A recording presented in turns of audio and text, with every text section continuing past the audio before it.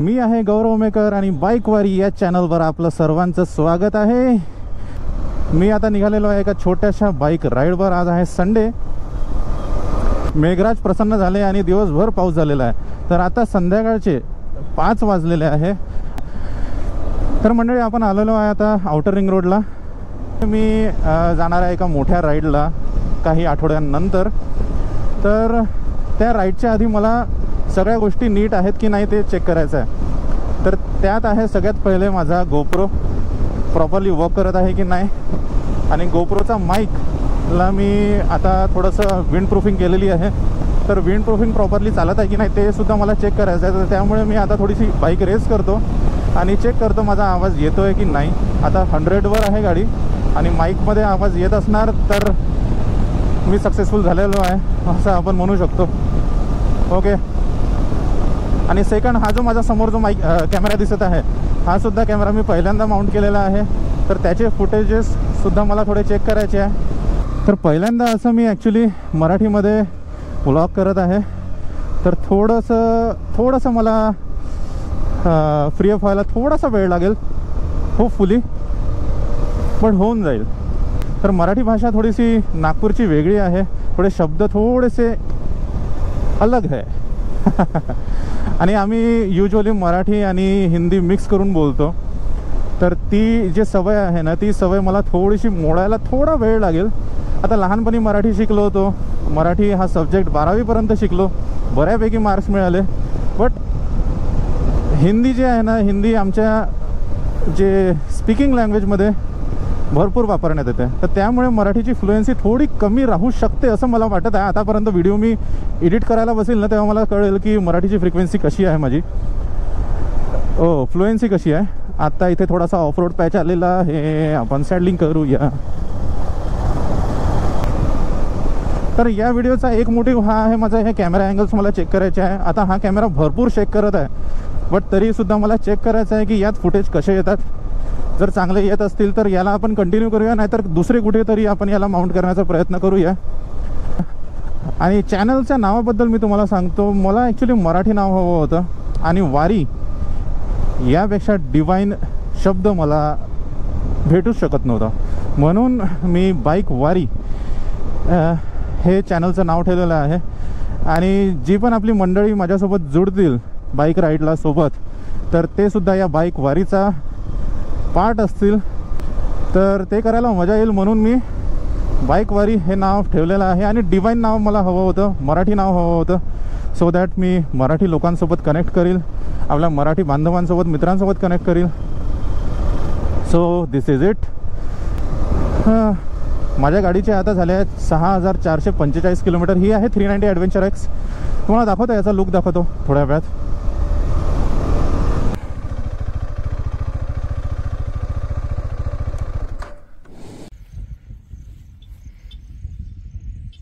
तर मित्रांनो, ही आहे माझी बाईक 390 ॲडव्हेंचर एक्स।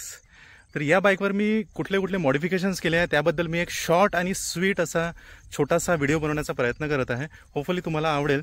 तर ओके, सुरुवात करूया आपण फ्रंट सेक्शनपासून। ओके, तर फ्रंट सेक्शन जो आहे इथे तुम्हाला दिसत असेल ट्रान्सपरंट गार्ड आहे। ॲक्च्युली बाहेर एक ग्लास आहे आणि आतमध्ये येलो ग्लास आहे।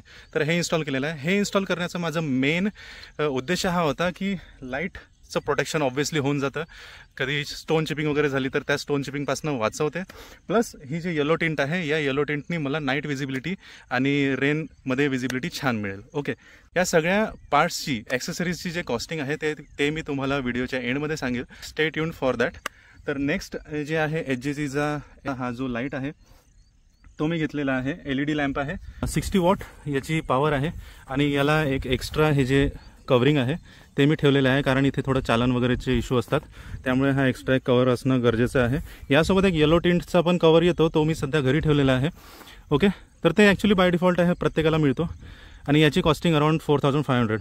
ओके, तर नेक्स्ट मॉडेल मी जो केलेला आहे माझ्या बाईकमध्ये, ही जी रेडिएटर ग्रिल आहे ना ही मेटलची मी फिट केलेली आहे। जी बाय डिफॉल्ट कंपनीसोबत येते ती प्लास्टिकची असते, तिचं तेवढं प्रोटेक्शन राहत नाही आणि मी युजली ऑफ रोड्स करतो तर स्टोन तिथे जाऊन फसू शकतो आणि रेडिएटरला नुकसान पोहोचू शकतो। नेक्स्ट जो मॉडिफिकेशन मी केलेला आहे इन्स्टॉलेशन माझ्या बाईकमध्ये ते आहे या मोटोटॉक बॅश प्लेटचा। हा सगळ्यात महत्त्वाचा पार्ट मी म्हणेल पूर्ण बाईकमध्ये, कारण जो स्टॉक जो कंपनीचा आहे तो अर्धा प्लास्टिक आणि अर्धा मेटल असतो. तर हा कम्प्लीट मेटलचा आहे, त्यामुळे आपल्याला कम्प्लीट इंजिन प्रोडक्शन टिल दिस पॉईंट तुम्ही बघू शकता क्लिअरली किती मोठी अशी ही बॅश प्लेट आहे. थोडंसं खालून दाखवण्याचा प्रयत्न करतो.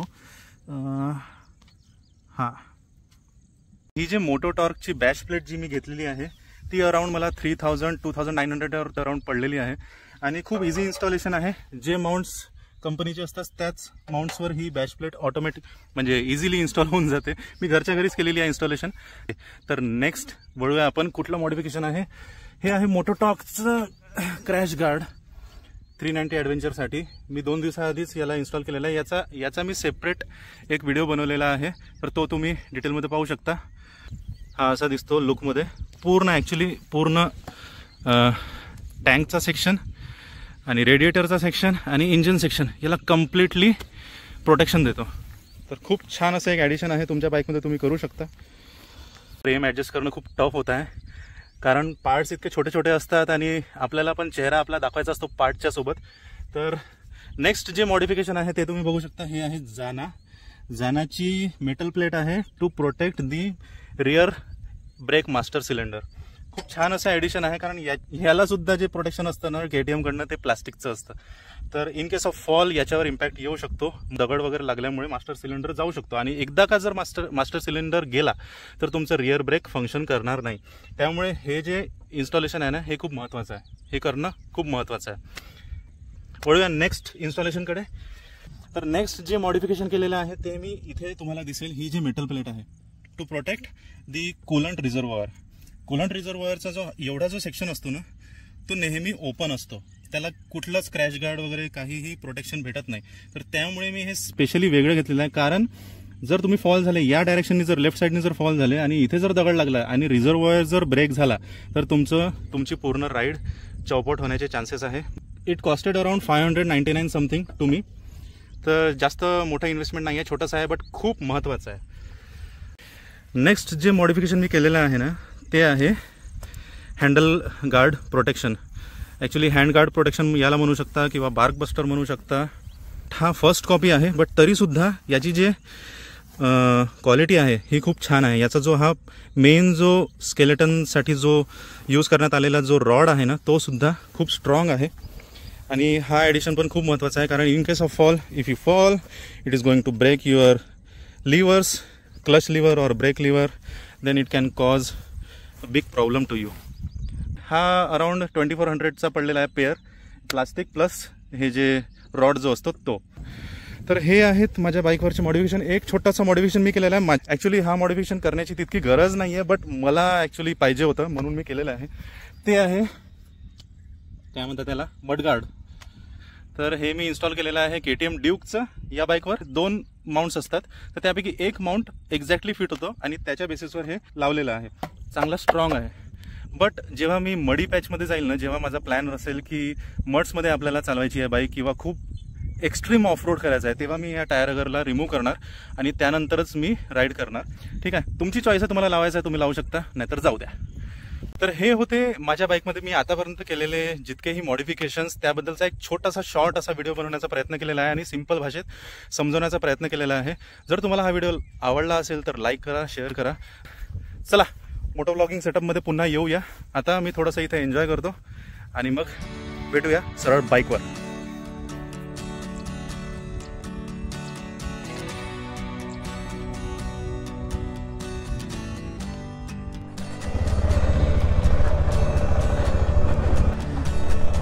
तर एक आपण शॉट घेऊया छोटासा, असा एक राऊंड मारतो तिकडनं असा रिटर्न आणि मग आपण घराकडे जाऊया. ओके,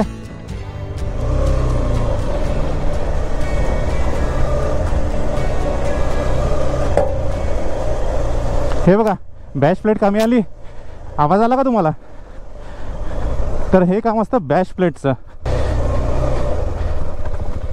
या यो